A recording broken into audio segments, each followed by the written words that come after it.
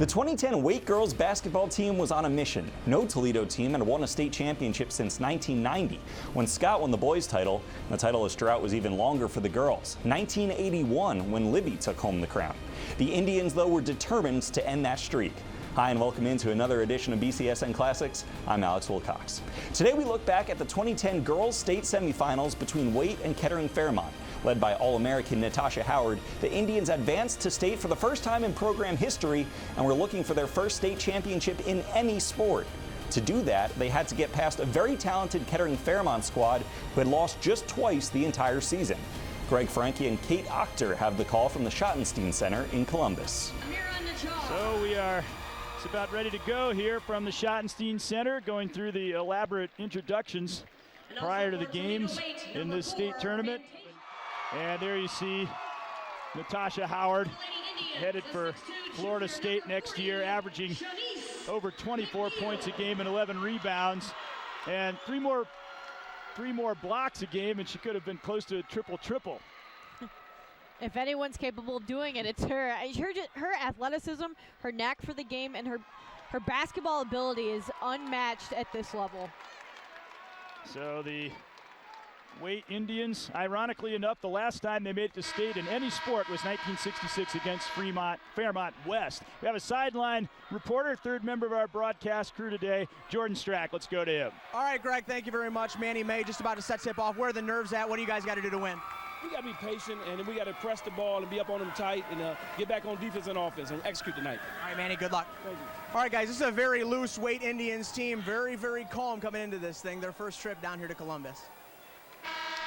Yeah, nobody tripped and slid out to center court, which I think you saw happen with one team in the past. I've seen it. This Waite team is very poised and under control, as Jordan said, and they're very confident.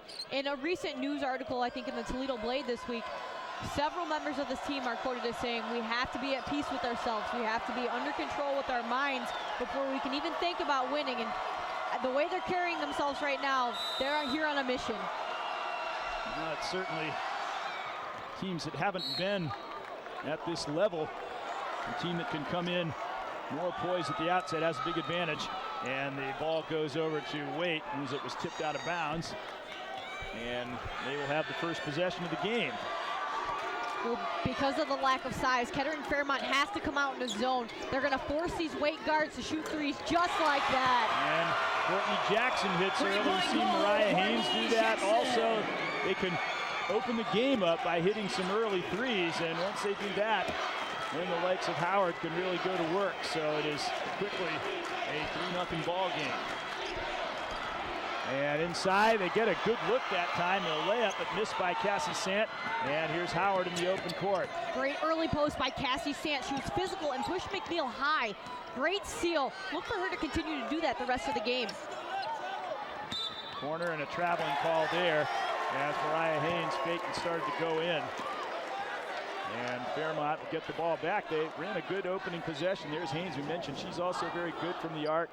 And she is another player who could really go off. She got 20 points in the district final against Start in the third quarter when they really blew open what had been a really close game. Sant going in again. Too much on that layup attempt. However, getting out with a rebound, Jessica Beatty, and she resets things. Sant is a one-man press breaker. They give her the ball, and she just dribbles up the floor because McNeil sits in the backcourt. She's got to get up and pressure her because Sant is the best player on the floor right now for Fairmont. Holly Carey made a lob pass in. Sant was double teamed, but she still was able to get that one in off the glass to put Fairmont on the board. Cassie Sant, we've talked so much about Natasha Howard and Florida State and how she's going there next year. Well, Cassie Sant's going to the University of Dayton to play for Jim Jaber and his coaching staff. Also tremendously talented. Yeah, the ranked team had a big lead in the second half against Toledo and lost it in a miracle comeback that we had on BCSN earlier this year. Of course, Toledo opening play in the WNIT this year. Bowling Green in the NCAA tournament this weekend. Go Falcons. I can forgive you for saying that.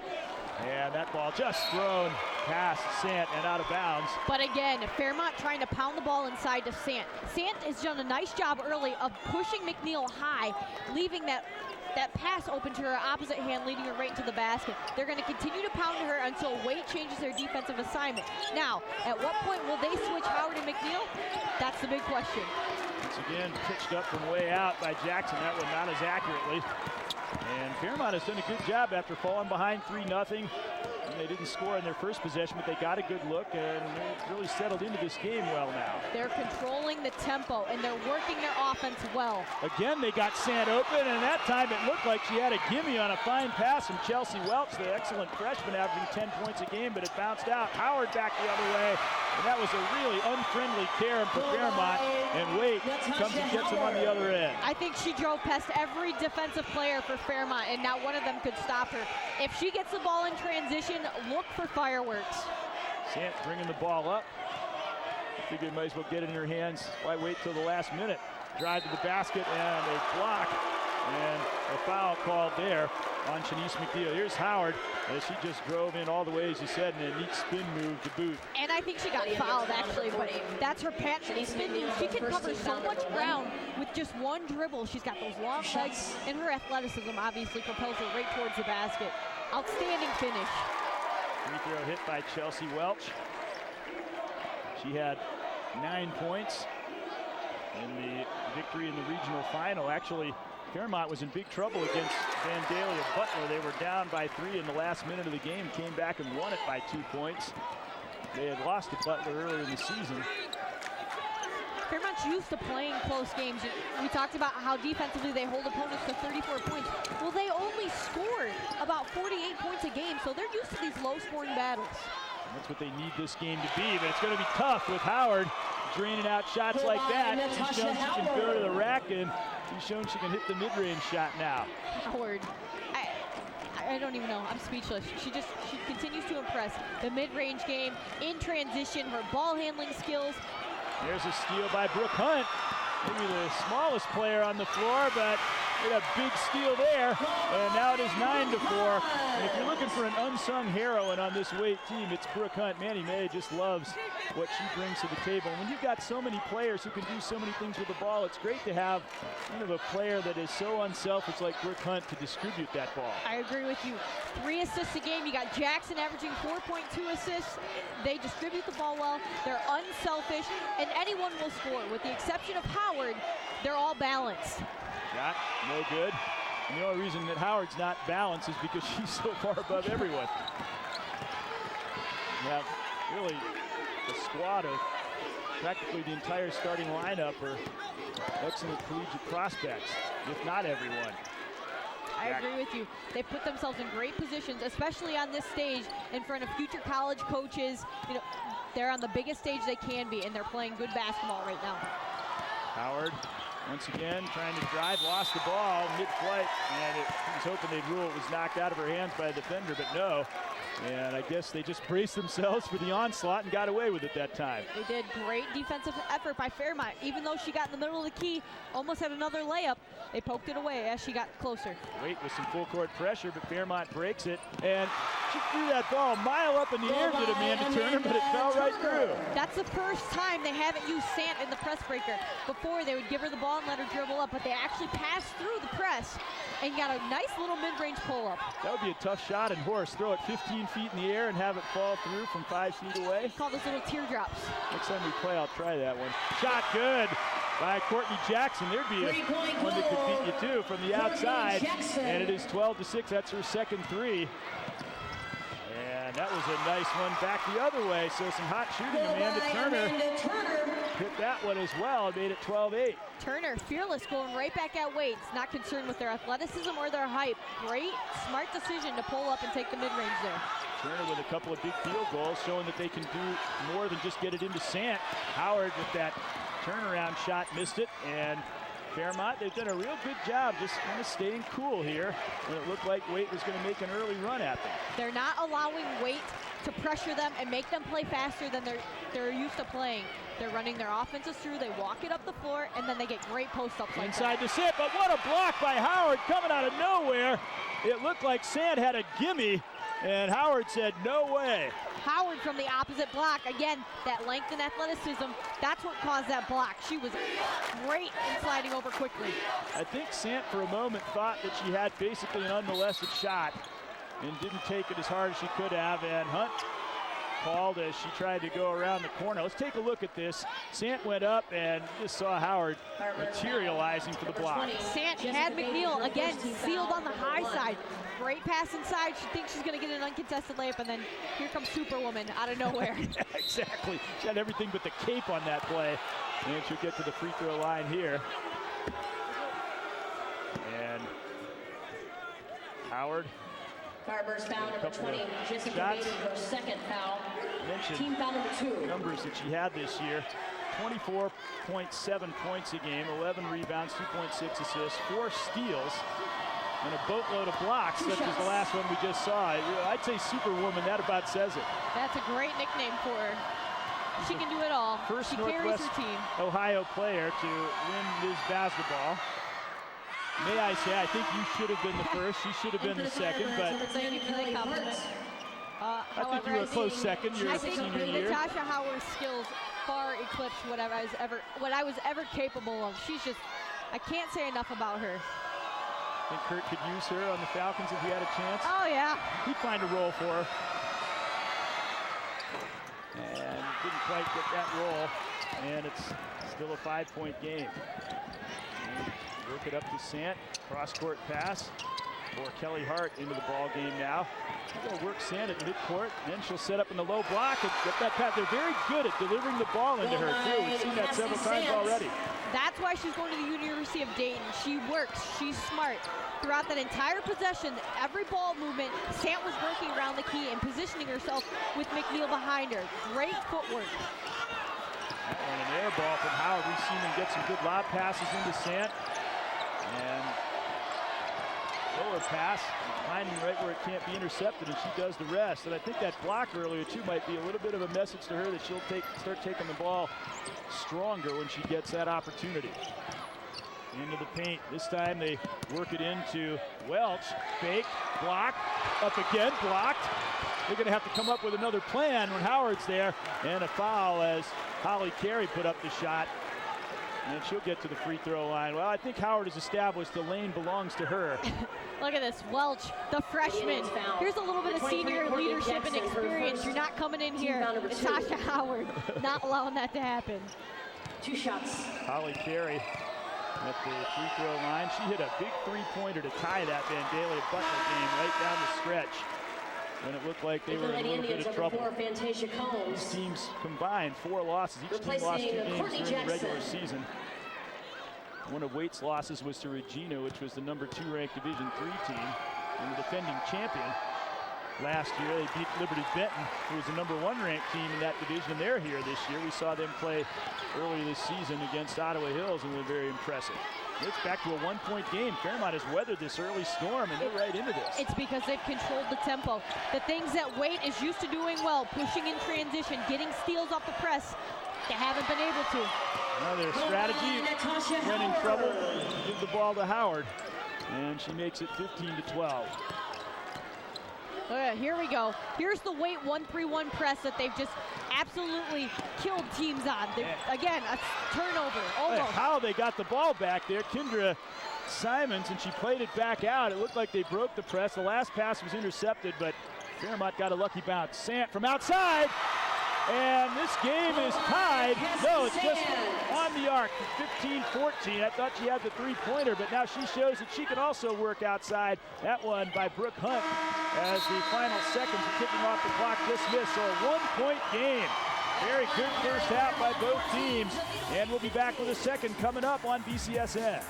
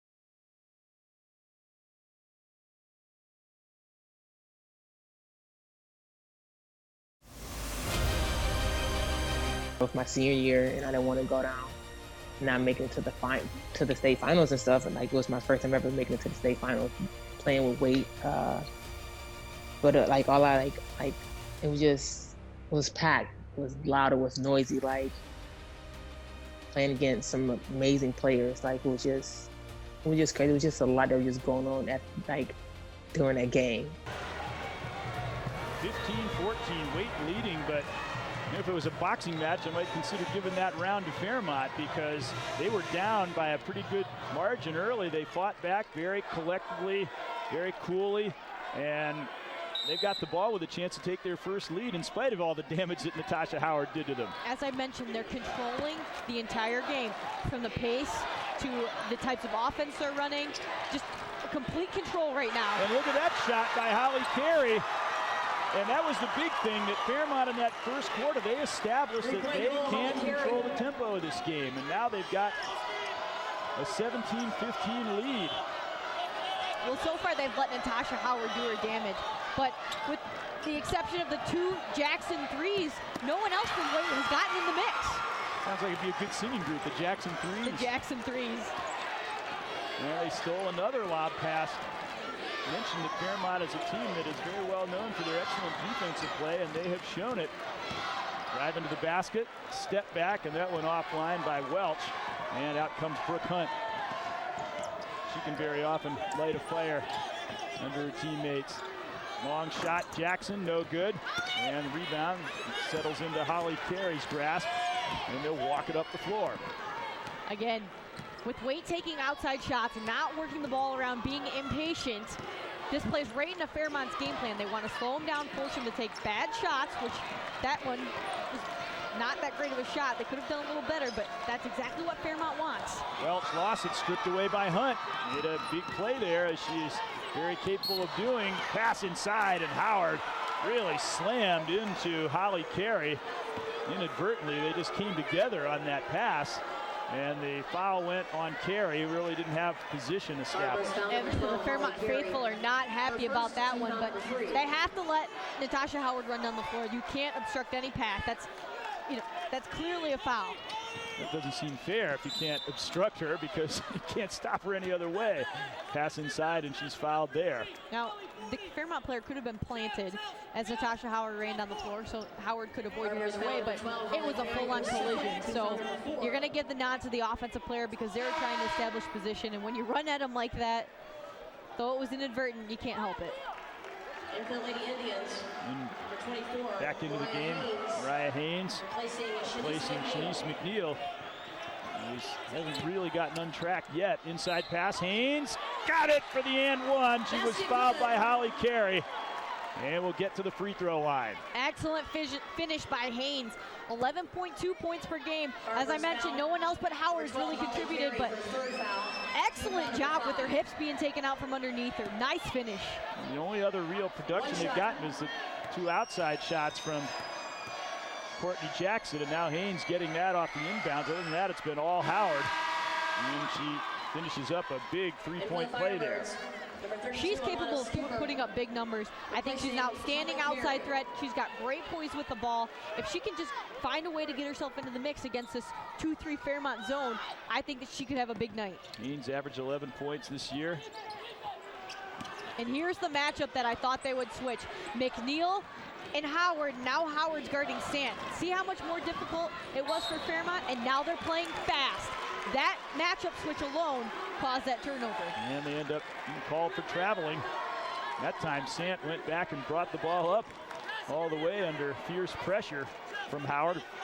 Dayton plays Florida State. They'll meet each other again. Which at some point may just happen. Jackson, Howard set. Line drive shot, no good. Rebound went straight out to Amanda Turner, but stolen. Haynes back in, a nice block there by Beatty. And the ball goes back to Fairmont. Welch actually on that block, and Fairmont proving to be a very gritty defensive team here. Now once again, the Indians setting up in that full court press. Good steal by Jackson. Good, nice job by Haynes to pick it up. I like the defensive effort by Welch. Come right back and get the layup from Natasha Howard. One good defensive play deserved another on that highlight. Waite ended up getting the 2. That was a risky dangerous play pass right there by Sand, as she never really had it. Thrust it back in one motion for Welch. Got it in her pass. She tried to split the seam, but missed Amanda Turner down low. Again, Fairmont is playing fast. Waite with this full court man-to-man pressure and simply switching the matchup from McNeil to Howard on Sant. It's changed the entire makeup of this game.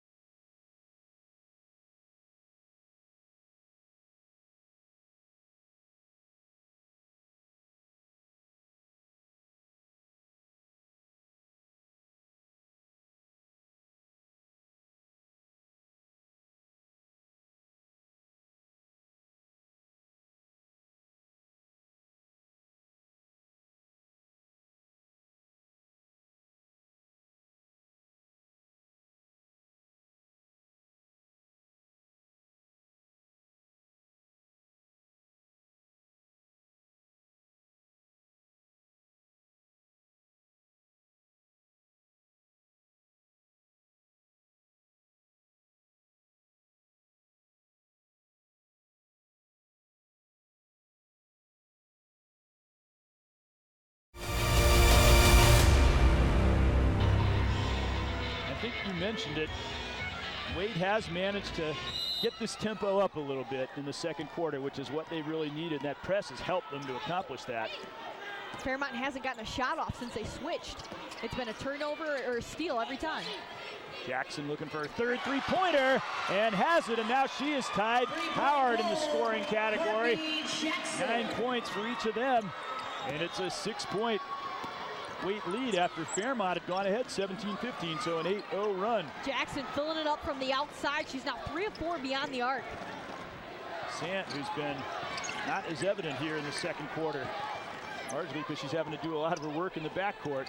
Has it in the corner, sets, shot, and too strong there. Battle for the rebound, out of bounds to Fairmont.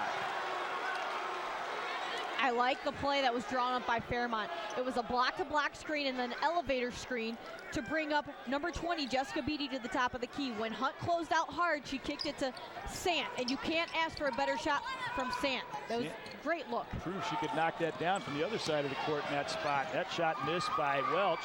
Run down nicely by Fantasia Combs, all the way in, Hunt! And she really got down the floor in a hurry.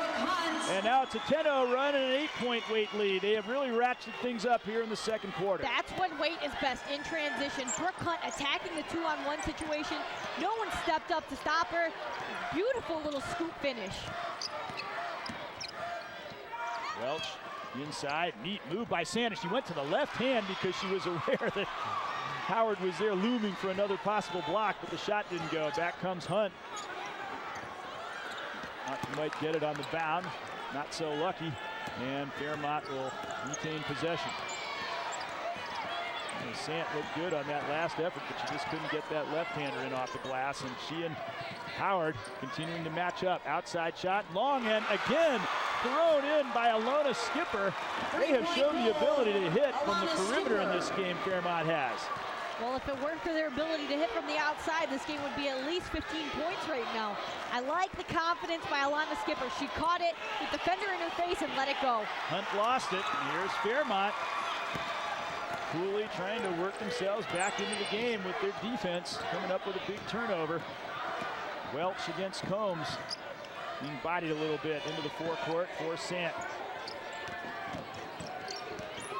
Skipper put that one up, no good. And Howard snatches the rebound and starts away. Gonna take Sant one-on-one all the way in, did not get the roll. Blocking foul called, however, and Natasha Howard will get to the line. You almost thought Natasha Howard was going to leap over Jessica Beatty right there, but I admire the effort. Very fearless by Beatty to step in and take that charge. Keeping with our superwoman analogy, leaping tall players in a single bound. I thought she was going to clear her at one point. I mean, Beatty's no bigger than, what, 5'6"? 5'7", it says.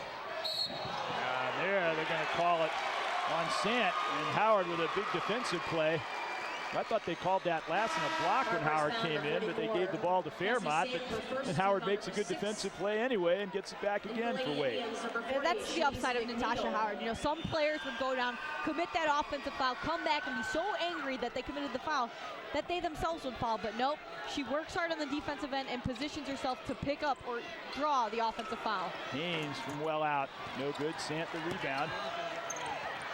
And Fairmont tried to push it up the floor. That was a great pass to Manny May, but that's not who Sant was going for.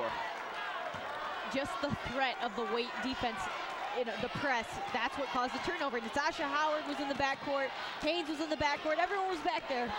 No one applying pressure, but just the thought of it. I think Manny could have accelerated the hoop and got the layup with that outlet pass. I'm sure he can run layup drills with his girls. There's Howard knocking one in. Go by Natasha Make it 27-20. Howard. And she's up to 11 points now. Fairmont, just no answer for Natasha Howard, but they seem to be content. They're trying for an answer there, but airballed. And rebound settled into Jackson's hands. Long pass, and couldn't quite be brought down by Shanice McNeil. They were really trying to hit him quick again there. If you're Coach May, you'll take that turnover. Your team was trying to push in transition, and that's where they're most successful. You can't be upset with that. Nice job by McNeil running the board. Number 10, Kelly Hartz. Tidbit too far for her. Replacing Amanda Their Turner. game is, so the more they can try to make that the pattern, all the better. In fact, Fairmont kind of got caught up in that, and Sant made that long feed the other way, and it resulted in a turnover to Waite. So they'll take that trade. Here is Skipper. In for Beatty. He's one of the captains of the team.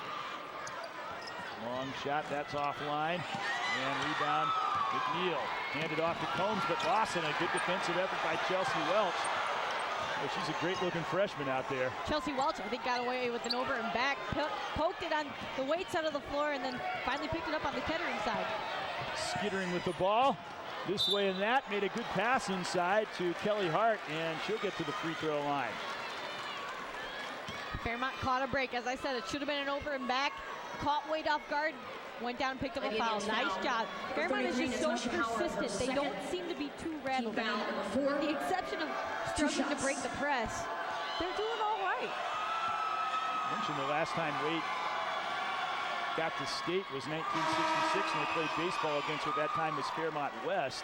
There used to be Fairmont East. If you know, it's sort of the Sylvania scenario where you got Northview and Southview, and then if you combine the schools, you're going to have a great team, and that's what's happened with Fairmont as those schools consolidated. And it's not surprising to see them having success. A lot of college players, in fact 9 of them since 2003, have been produced from this program. And a traveling call there.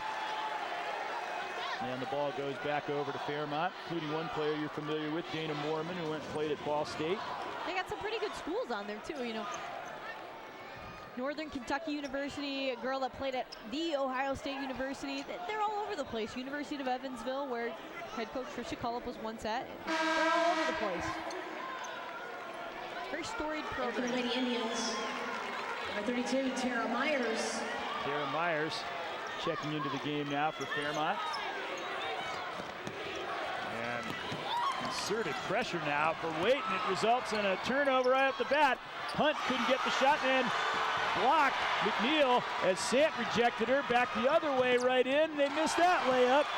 Skipper had a golden chance to cut it to 5. They steal it again. Put up there once more by Skipper.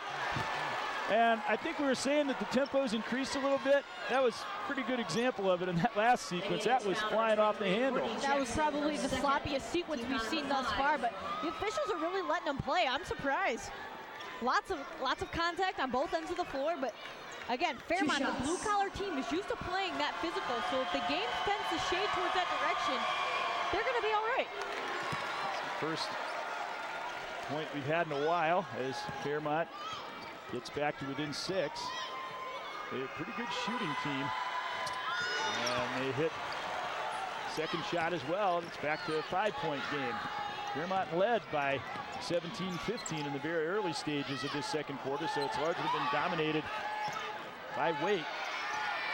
It was 15-14 at the end of the quarter. Fairmont hit an early 3 to take the lead. And a great defensive play. Chelsea Welch really elevated there and knocked that pass right into press row. You know, for just a freshman, she seems to be the vocal leader on the floor. She keys this Fairmont defense. She plays the top of the zone, and then on the offensive side, she's clearly the aggressor. She's the one that steps up, and we saw her get blocked twice in a row by Howard, so she's fearless on that end. I guess if you're good enough, you can be the vocal leader even as a freshman. Good ball movement inside, and that might get Shanice McNeil going here as she makes a big field goal to reestablish a 7-point lead. McNeil was left all alone. I'm not sure where Sant was on that play, but great feed to McNeil. She kept it high and nice off-the-glass finish. Sant zips a pass in the corner for Skipper. That was partially blocked by Haynes. Out comes Hunt, and again, a great leap by Welch to intercept it. They missed the layup, however. They have missed a lot of those. This could be a lot different game if they hadn't. Ball is out of bounds to Waite. That's the second time that Fairmont has missed a really easy layup there. And a heads-up play by Brooke Hunt. She hustled back to put pressure on Welch, but she didn't foul her. She did the right thing. Didn't foul her in hopes that if she missed it, her team would be back on the defensive side of the ball, which they were. Very heads-up play right there. Forced them to hurry that layup. I'm going to save a little time by rolling the ball in. Into the last 10 seconds. McNeil off balance, knocked out of bounds, and the ball goes to Fairmont. She was trying to draw a foul there. So Fairmont will have one final opportunity here to try to get some momentum and cut the lead by halftime, but they're going to have to do it in the teeth of this, what's been very successful full court pressure for Waite in the first half. If I were Coach May, I'd stick McNeil on the ball right here to make that pass difficult. And they did. Sant had a hard time fielding it, fell out of bounds, and Waite will get a chance now. Now we're going offensive, defensive subs. We're going to see Courtney Jackson and Natasha Howard come back in the game for the last 3.8 seconds.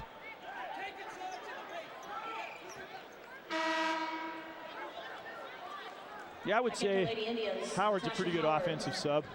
Well, I mean, with two fouls, you got to save her. So. Yeah, but with 3.8 seconds left, she can probably avoid taking the third. And obviously, it'd be great to have her on the floor. Shot no good by Haynes, and that is the half. So up and down half, but Waite with a 7-point lead. Let's take a break. We'll be right back on BCSN.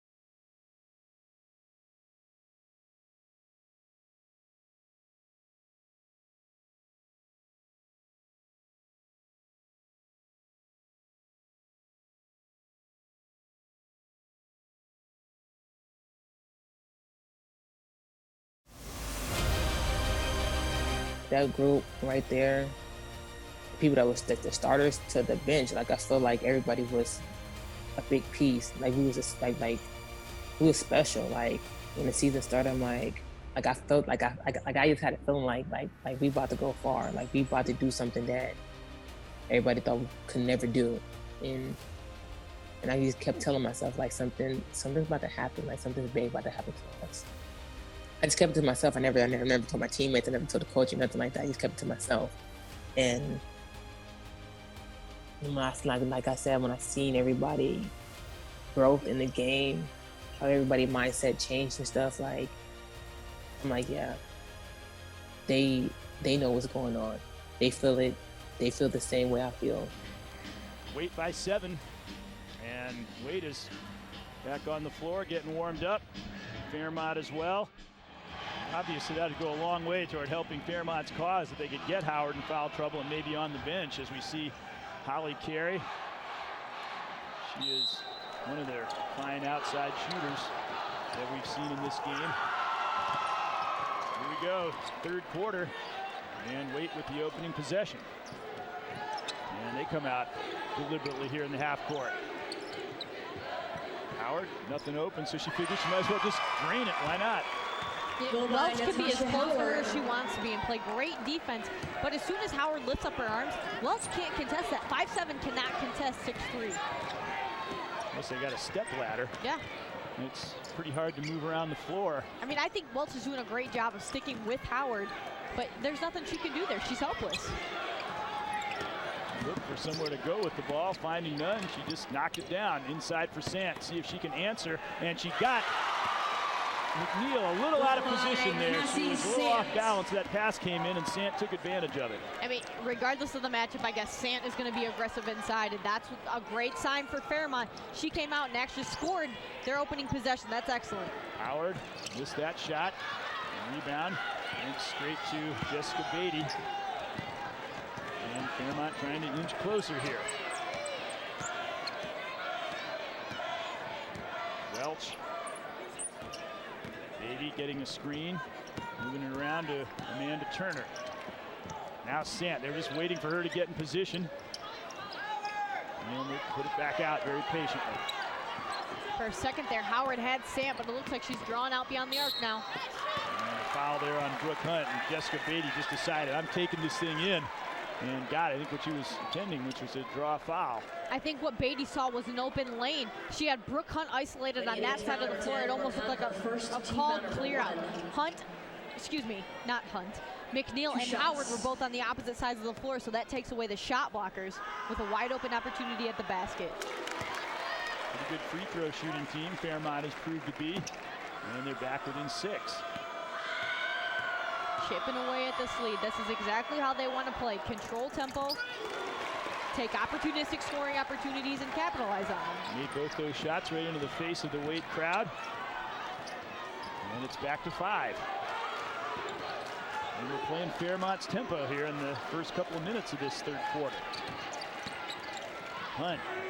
Waite has taken outside shots every possession so far, and Fairmont's been able to get inside. And the ball stolen.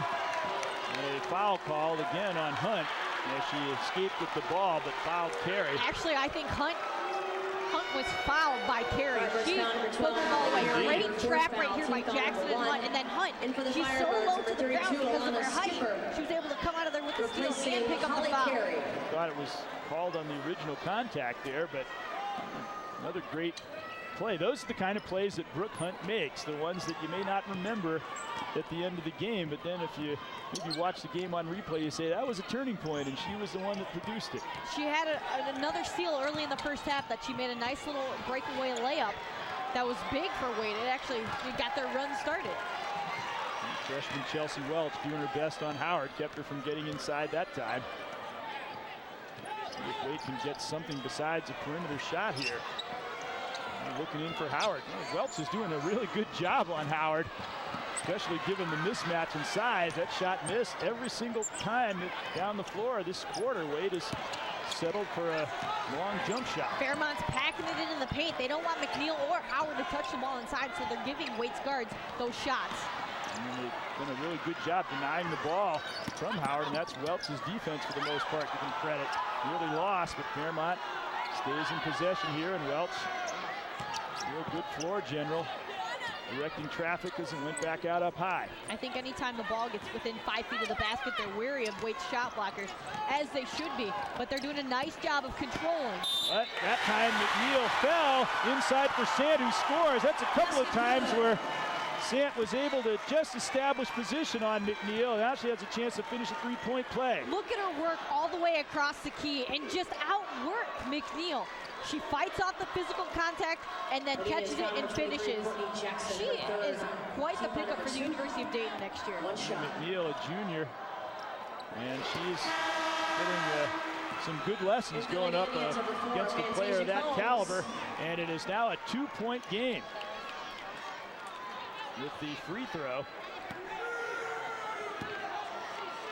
And Fairmont has really played very well here in this third quarter. They pretty well established that they're going to make this a tough fight. Here's Haynes with a shot again. Not a good percentage shot. She was good off balance. If I'm Coach May, I'm calling a timeout right now. Stop the bleeding and tell your kids, get the ball inside to Howard. Let her work her magic. Here comes Beatty, knocked out of her hands. And Fairmont can tie or take the lead. They have only had the lead for a brief moment in the second quarter when they went up 17-15, but now they've got a chance to get at least even here on this possession. In for Sant, kick out, they go for the lead on that shot, but way off. Combs smartly just let it go, and Waite gets the ball back. And for a moment, I thought Sant was going to take it to the hoop again when she got it in the lane. She was close. It wasn't even contested. McNeil's got to do a better job of contesting Sant. Every time she gets the ball, she's got to make it feel uncomfortable. There's the timeout that you were mentioning that Waite might need.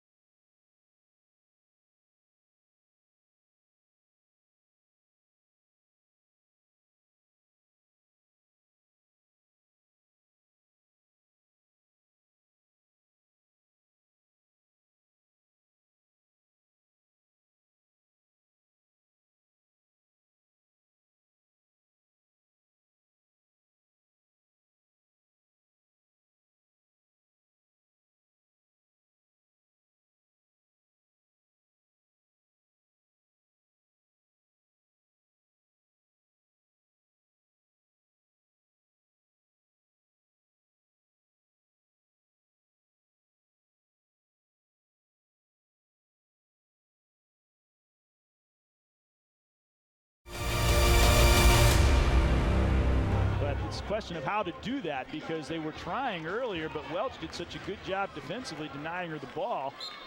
And so you might try to do something to free her up. That's where ball screens away from the ball work. Excuse me, so they're not ball screens, they're screens. They gotta move, and here you go. Double screen for Howard.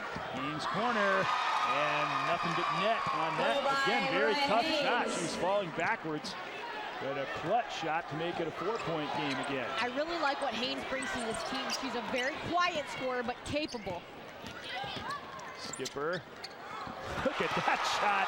Kind of a semi-hook going away from the basket to make it 33-31. Boy, the only thing I thought Skipper was capable of doing was hitting the three, as she did in the first half, but nice little cut across the lane and finish. McNeil called for traveling, and she is a little bit of difficulty today, and I think part of it's just because she's got her hands so full playing against an outstanding player like Sant. Sant has really frustrated her both offensively and defensively. McNeil isn't able to keep up with her on the defensive end, and then on the offensive end of the ball, she's just got no answer. Once again, Fairmont with a chance to tie the game, but a big defensive play by Howard as she broke up that pass from Beatty. Almost lost the ball, but recovered it. And once again, Waite comes up with a big defensive play. Fairmont scrambling back in great defensive position. Howard fouled by Chelsea Welch. And she'll get to the free throw line. Everything is going to be difficult for Natasha Howard. Welch is going to be in her grill. She's going to be all over her, not allowing her to move anywhere. And that shot, I know the Fairmont fans were not happy about it, but clearly fouled her all over her arm. Interesting, talking to Manny May earlier this year, some of the schools introducing Shanice McNeil, one of them Dayton. Maybe they'll be teammates sometime. That would be interesting, huh? Howard missing that first free throw. So remember some of those lessons I taught you that day at Columbus? Depending on how this game plays out, it may or may not be a conversation that's had. If there's any area of Natasha Howard's game that can be improved, it's free throw shooting. She's 2 of 5 right now. And on the season, Natasha Howard just 81 of 125. Here's the calculator, get the percentage on that. What was it? I'm sorry, I didn't hear you. 81 of 125. 591, yeah. 59.1. And here they go with the press. This turned the game around in the second quarter. I think they have a sense they need to do it again. This time Welch is bringing it up against the pressure. In for Sant, but she's far away from the basket. They got an open shot from the corner, though. Just short. Battle for the rebound. Howard after a Turner miss. Long pass out for Haynes as she did an early release and scored.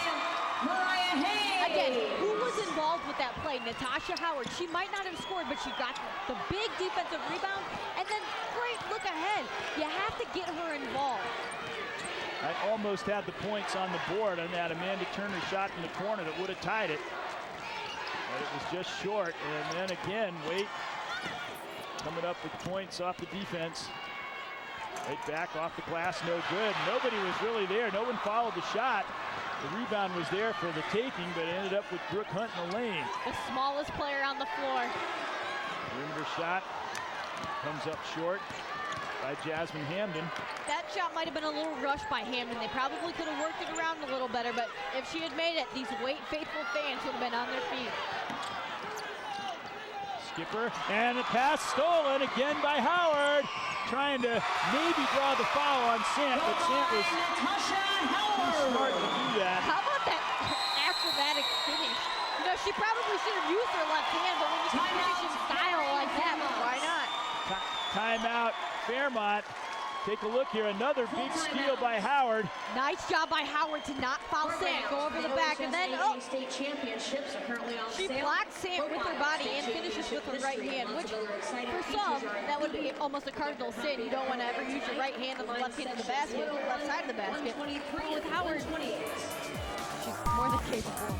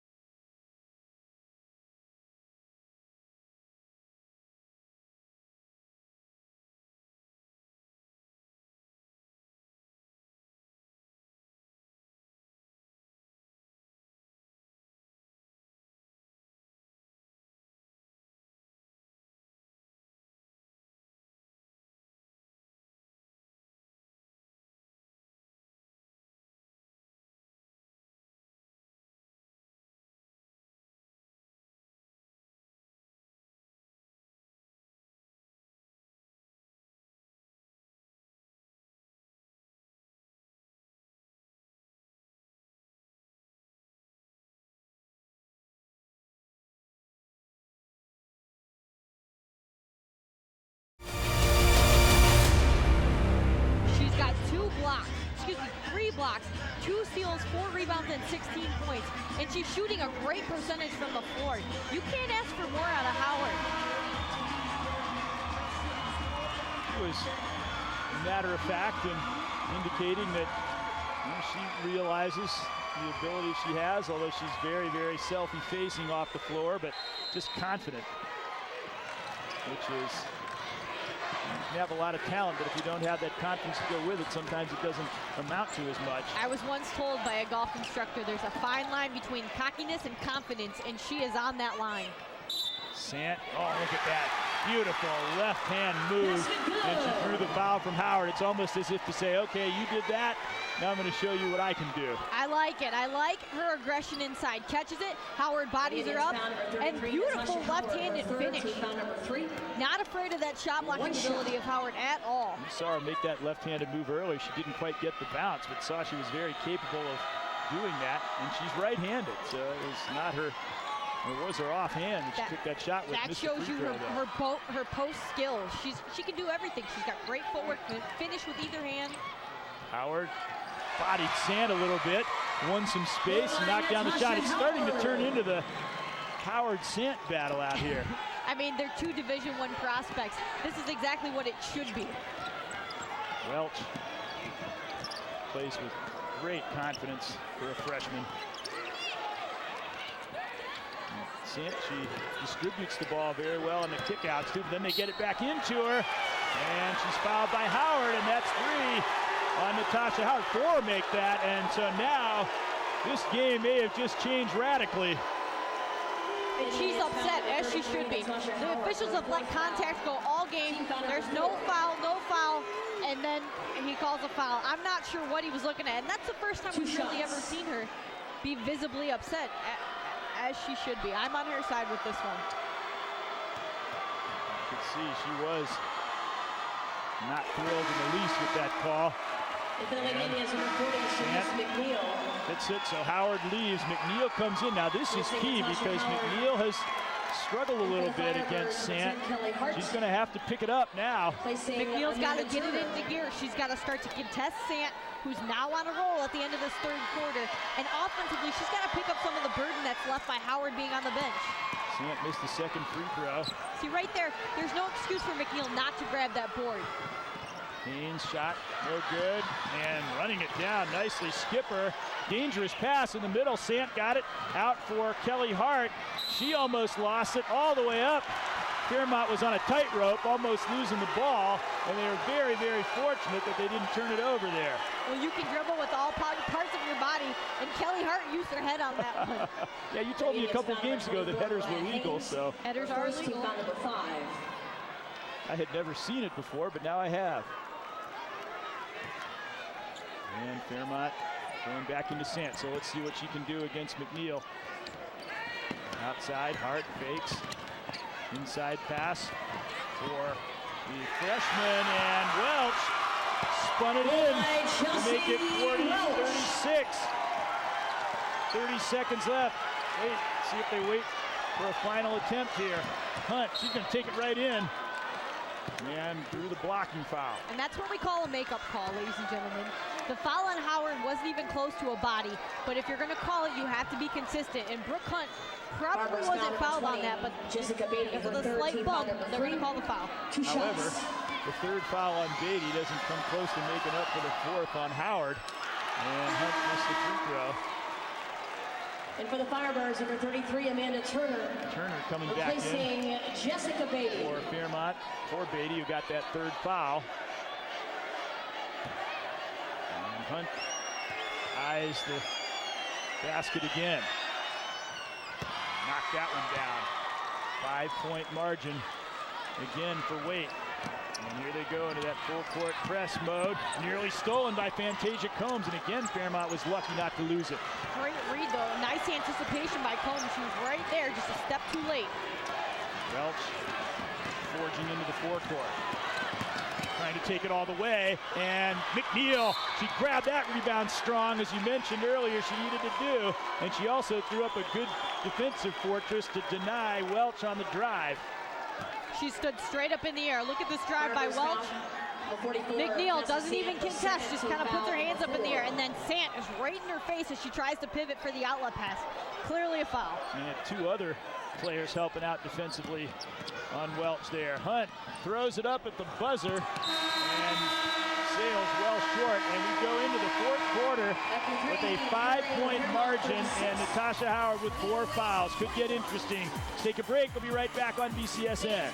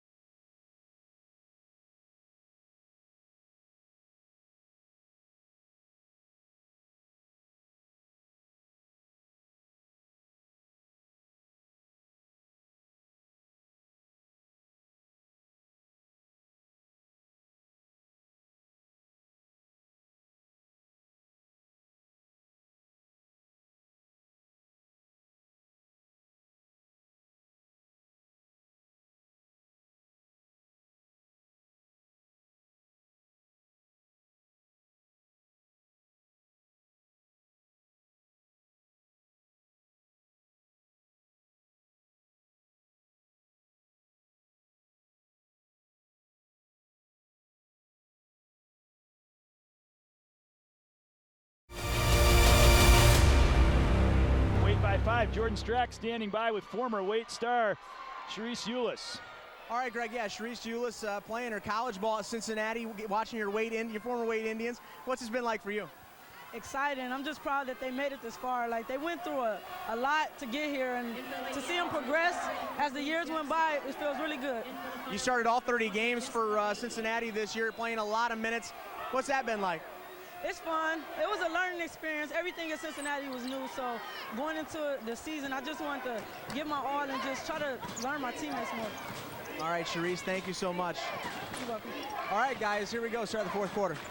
Saw Mark Elin in the stands. He's coaching Charisse now at Cincinnati. Shot and a great fade away by Sant as it's 41-38. Mark, former UT coach, now assistant at Cincinnati. And Sant, tell you what, she has been very impressive in this game. Fantasia Combs come back no good with the shot. And here is, once again, Fairmont in a one-possession game in the ball. That's where Waite needs to play like they have the lead. That was a rush shot by Combs. She didn't need to take it. Run some time off the clock.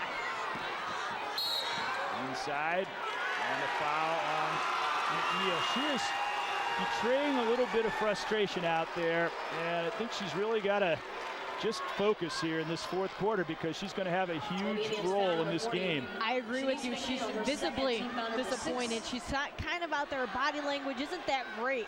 Now, I'm not sure that was a foul, but at this point, she is so important to the Waite core. With Howard being on the bench, she's got to step up. This is a huge opportunity for her on a big stage to really make her presence felt.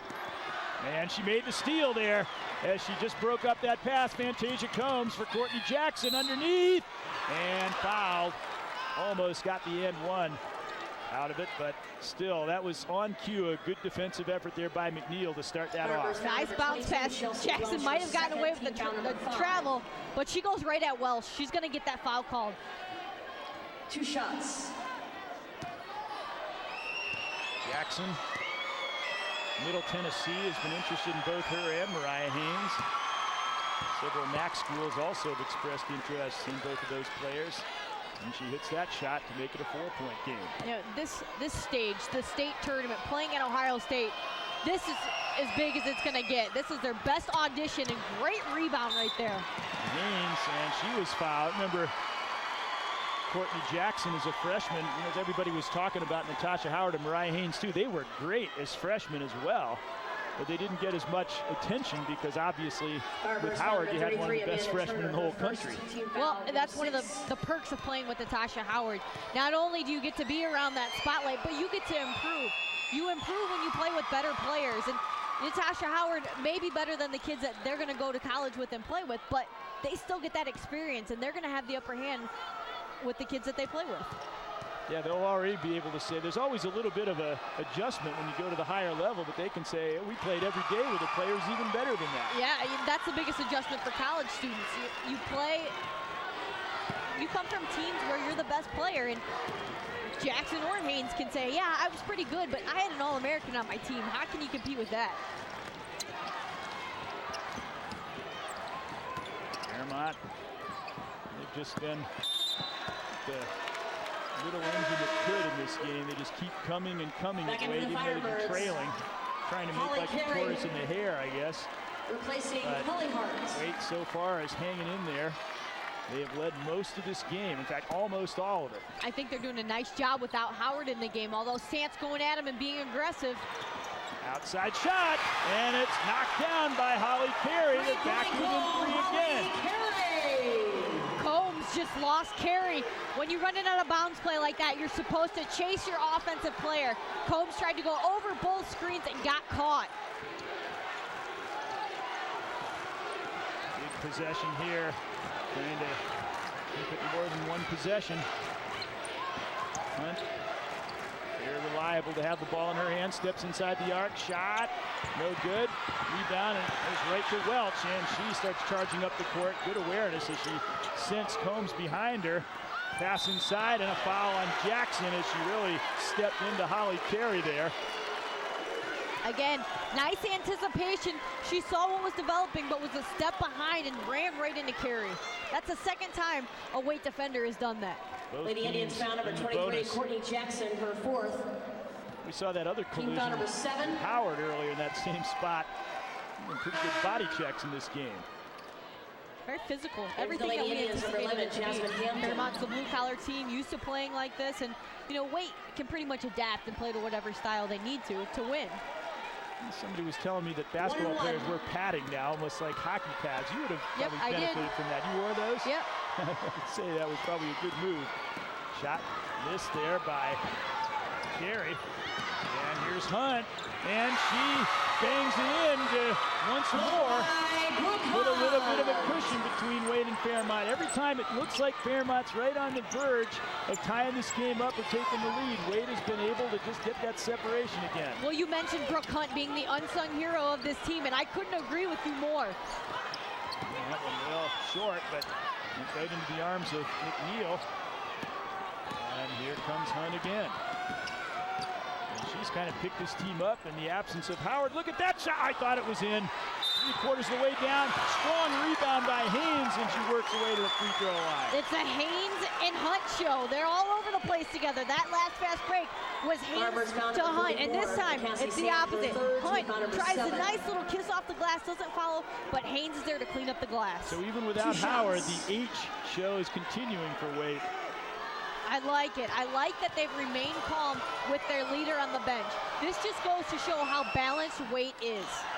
And missed that shot. Looking for the Firebirds. And if they can just hold on a little bit longer, replacing Amanda Turner, keep this deficit from shrinking or allowing Fairmont to go on a run, then they'll get Howard back again. I think if they can hold on for about another 1.5 to 2 minutes, Howard will come back in the game and they'll be all right, but there's a lot of time left.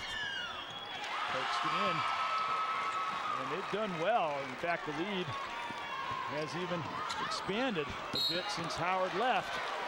And foul on Combs. Free throw shooting is going to be vital now with both teams in the bonus.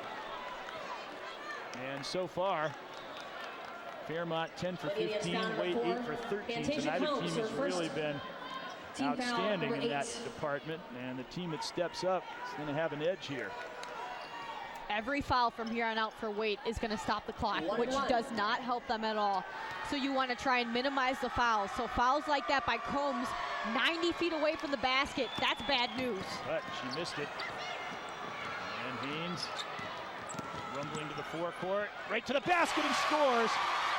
You know, we're mentioning that about how good those other players are, but you don't notice it as much with Howard. Without Howard, they've still got 2 or 3 players who are capable of taking a team on their shoulders, and we've seen it so far. There's a great pass from Welch to Sant, and makes it a 6-point game here. We got a full timeout on the floor. Let's take a break, and we'll be right back with more state semi-action. Waite coming close on BCSN.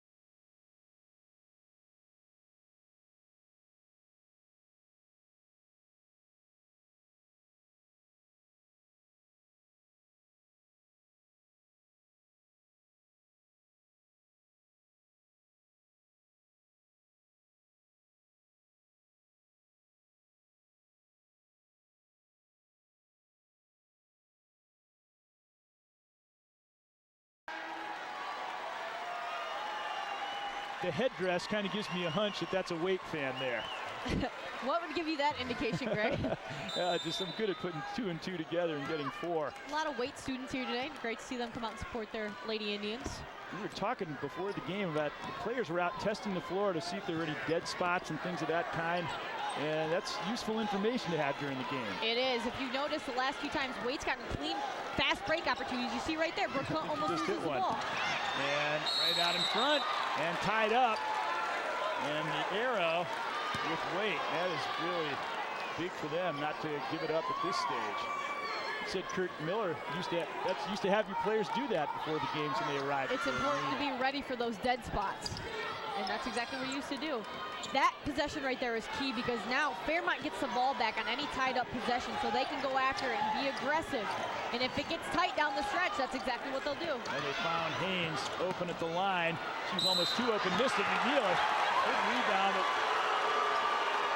They called her on the foul there, reaching over. And that will put Fairmont back on the line. We'll take a look at this. She was so wide open that she just wasn't really set. She could have thrown a bounce pass to McNeil, but Sam did a good job of playing in between.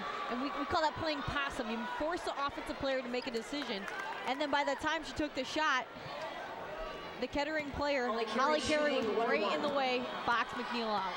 Jackson has 4 fouls as well, which could be big. That shot is good. But going back to a point I mentioned earlier, Howard leaves, and that's a really big blow, but then you start to see, hey, there's 2 or 3 other players who can step into that role of the leader down the stretch. Yeah, absolutely. Been so impressed with the way that Brooke Hunt and Mariah Haynes have played. They've carried the team in the 4th quarter. Let's see if they can do it just a little bit longer to get Howard back in the game. Well, some college teams can overlook the 5'5". I think Brooke Hunt could help some teams at the next level. Oh, I agree with you. I think she's got great poise. She handles the ball well. She's quick, a very good defender. Everything but the height is working for her.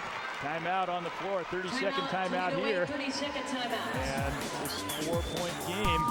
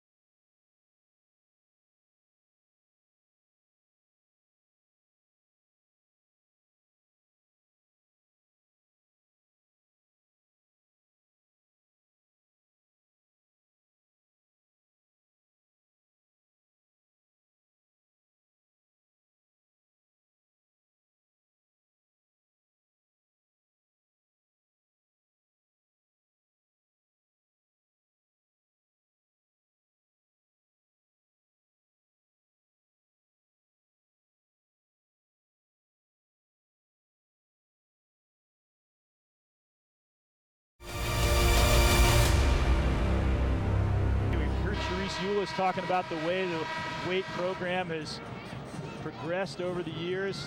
Back in the early days, they took their lumps every night. They used to lose by 50 points routinely. One game they lost to Central by 107. And then they started playing closer, and then they started playing really close, and they started winning, and now they're the best team in the area and maybe the state. Inside, and there's McNeil again.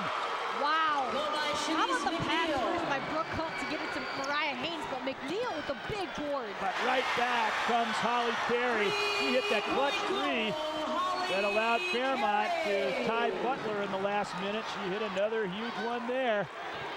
Still Natasha Howard not up yet on the bench. Outside shot, in, out, and in by Hamden. I was just going to say, use some clock. You don't need to force shots, but when Hamden's making them, why not? Great cross-court pass to Sant. She missed the layup, and she'll get to the line. That was a beautiful pass by Carey. It looked like they'd have a chance for another and one opportunity, but what clutch shooting on both sides. I agree with you. This is some of the best basketball down the stretch that we've seen in a while. And you mentioned it's tough to shoot from the perimeter in a place like this. I mean, I agree. Hamden's, what, 1 for 2 tonight? The Waite three-point field goal percentage is out of this world right now. Both teams have hit 4 from the outside, including a couple of really big ones in the last minute or so. Shot missed, a rebound taken by Beatty, and Fairmont with a chance once more to get within 3 or possibly 2. Work it around for Kelly Hart. Beatty inside, nearly lost it to Hunt, but they maintained it. Good closeout by Haynes. Inside Sant, and McNeil fouled, and she is just doing everything she can to stop that ball from getting in, but it's easier said than done. You know what? That's okay, because at least she's not fouling her in the act of shooting, giving her that opportunity for the three-point play. You'll take that. Make things difficult for Sant down the stretch. She just went 1 of 2 from the free throw line. Make her earn her points. Only 3 for 6 from the game. That's been an area where she hasn't been super reliable so far. See what she can do here with the pressure on. And she has that high trajectory, and that one lands true to the mark, and here comes Howard back. I knew if they could last about 3 minutes, they're going to be all right. Number 23, Courtney Jackson. A little too close for comfort right now for the Waite Indians, but they got the right person back on the floor.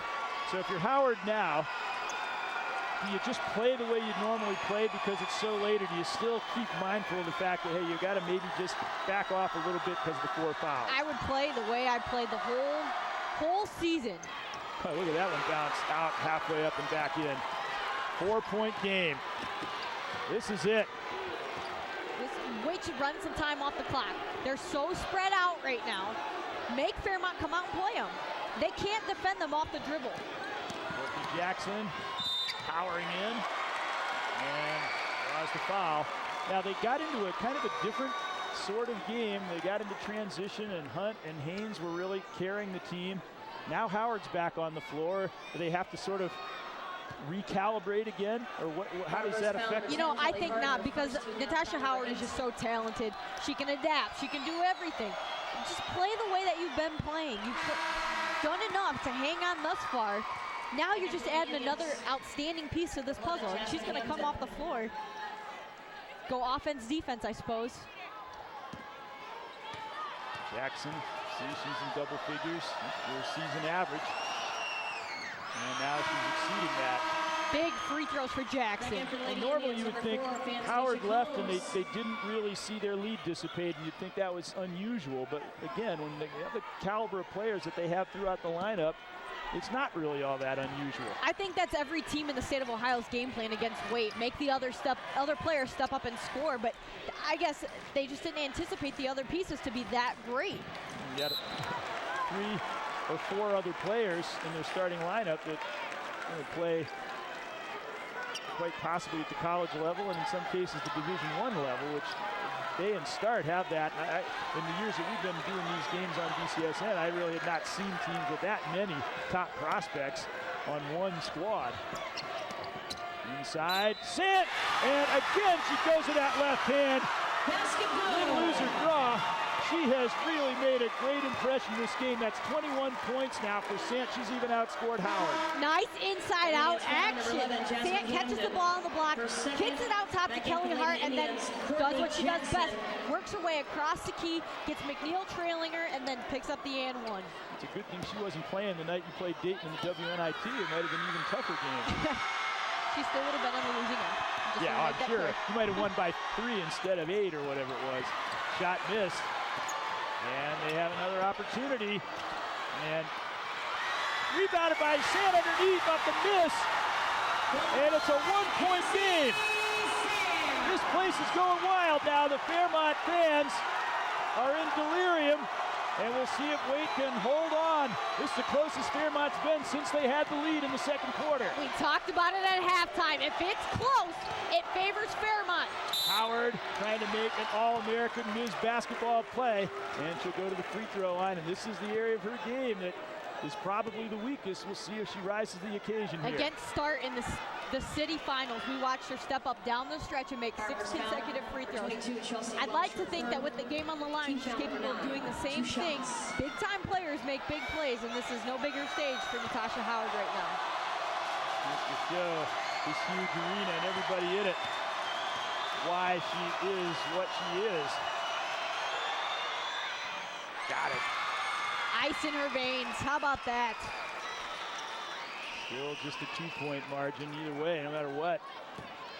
Still too close for comfort for Waite. See Howard going to go to the 20-point mark. She's right on her season average for free throws at 3 of 5. This is the rubber shot. No good. Rebound. Welch. And Fairmont could tie or take the lead on this possession. Fine Cassie Sant. That's where the ball's going. Really stolen there by Jackson. They've had some other options, but now's the time to go to their bread and butter. Tim Cogan is yelling flare from the sideline. They're going to run a flare screen. Here it is. Going to take the perimeter shot. In and out, halfway down by Carey. Fairmont fans were already up in the air, thinking they had the lead. Beautiful looking shot. Great play call by Coach Cogan. I really thought that was in. Jackson on the drive, great feed, McNeil blocked, and she'll go to the free throw line as Beatty fouls. This will be interesting to see how McNeil will handle this pressure cooker. She was only a 50% free throw shooter, 34 for 68. When the Fairmont defense gets spread out, they can't match up one-on-one against the ball handlers of Waite. And Jackson right there takes her person right off the dribble, and when defense steps up, she passes to the nearest open player, which was McNeil. And she missed that shot. Here's a chance to step up, knock this down, and really forget about a lot of the earlier things that happened. And she did it. Beautifully done there. 3-point game. Timeout. Full timeout. And let's take a break. We'll be right back on BCSN.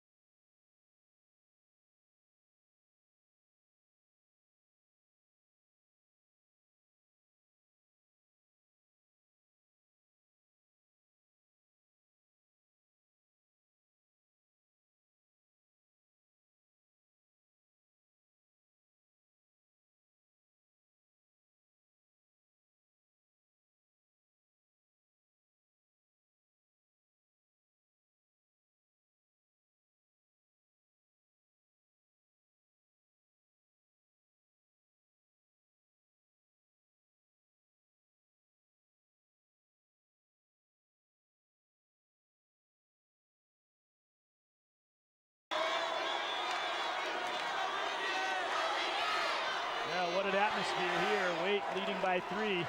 Matt Davis during the football season has this thing that says, can you pass the eye test? He looks at the team out there and says, do they look like they can play?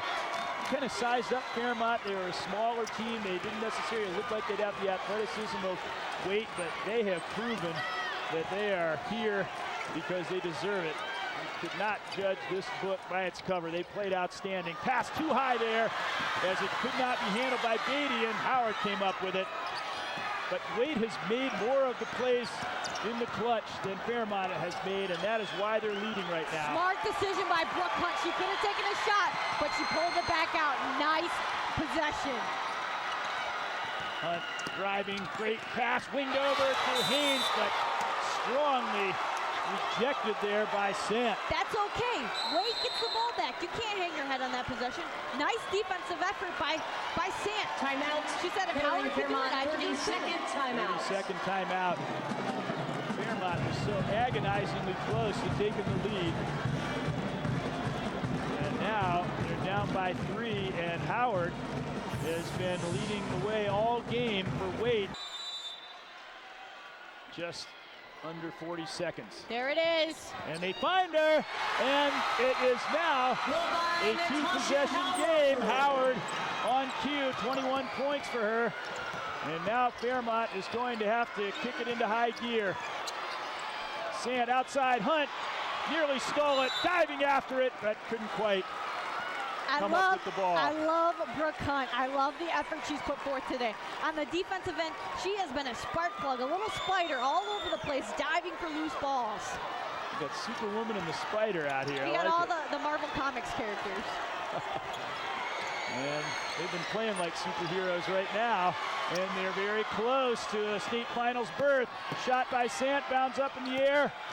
Missed it. Hart the rebound. Sant again. Blocked by Jackson. That's it. Waite is going to win this ball game. and get to the state championship matchup. Howard to the line, but it is academic at this point. And Waite really shows what they're made of as they gut out this win when it looked like Fairmont was on the very verge of breaking through. Wow, they withstood a great Fairmont effort. And you know what? Let's go back to that out-of-bounds play where Natasha Howard made it a 5-point game. The simplest out-of-bounds play that you could have drawn up. Clear to one side and bring Natasha Howard without a screen down the lane line. Simple, simple basketball. Missed the free throw, but it is not going to matter here. Although I'm sure someone as competitive as her wants to make every shot. But she has propelled her team into the state championship game. And one more for good measure there. And the Waite Indians win it. And they are one away from the first Toledo state championship since 1981. They'll play the Canton-McKinley Reynoldsburg winner. But they were severely tested in this game, and I think that they really passed the champions test in this game. They reacted under some adversity like champions in this game. Every senior go through my life, like this is my last year. I wanted to leave a mark, and with me, I wanted to leave a mark, like how Sharice Eulis, Tatiana McNeil, how they left their mark when they was there. I'm like, well, they handed the baton over to me, so it's my turn to leave my mark, and that's what I did. Like before, like even when I got to win my freshman year, I'm like, okay, like, they're some good players. I want to be just like them, but better. Develop my game even better every year. I develop my game I develop my game a lot, and just my senior year, I wanted to leave my mark. I wanted to let people know, like, this is me. This is what I did right here. I sweat.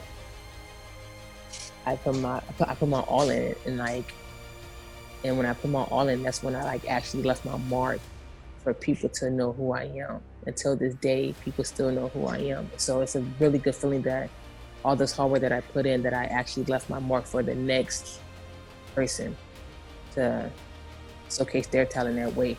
It doesn't, it could be whoever, it could be a dude, a girl, it doesn't matter. That's what I wanted to do every time I go to Waite. They're like, oh, that's Natasha Howard, so some players, they come to me, I talk to them, give them little tips here and there, but my senior year, I wanted to leave that mark that will never be taken. And that's what I did. I left that mark, and it's still there until this day. Natasha Howard was the leading scorer for the Indians, finishing with 22 points and leading her team into the state championship game. Unfortunately, Waite came up just 2 points short of its first ever state title, falling to Canton-McKinley 49-47. It was Howard's final game in a Waite uniform, but her basketball career was just getting started. She went on to star at Florida State and now is a very successful player in the WNBA, winning 2 championships and being named the 2019 WNBA Defensive Player of the Year. We hope you enjoyed this look back at the 2010 Girls State Semifinals between Waite and Kettering Fairmont. We'll see you next time on BCSN Classics.